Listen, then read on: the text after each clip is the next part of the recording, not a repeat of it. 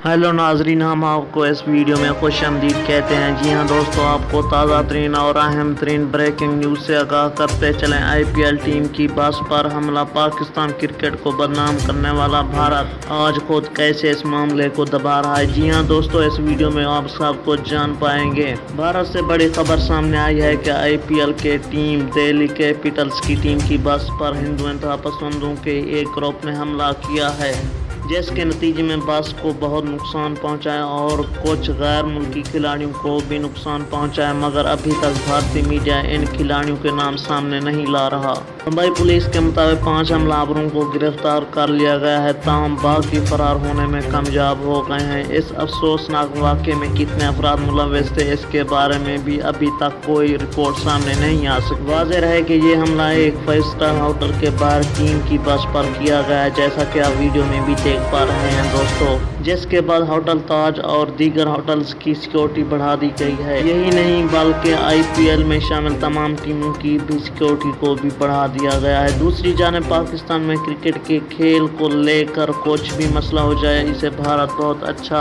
लगता है और ये नाकाम कोशिश करता है कि पाकिस्तान में क्रिकेट ना बहाल हो। ताहम मोदी सरकार ने इस वाक़े को दबाने की हर मुमकिन कोशिश की है। ताहम IPL में गैर मुल्की खिलाड़ियों की आमदोरफ्त में भी कमी वाक़ हुई है। मज़ीद यह है कि मोदी सरकार अपनी इस कोशिश में नाकाम हो गई है और अब मुख्तलिफ मीडिया रिपोर्ट्स के मुताबिक कई गैर मुल्की खिलाड़ियों ने अपने तहफ़्फ़ुज़ात का इजहार भी कर डाला है।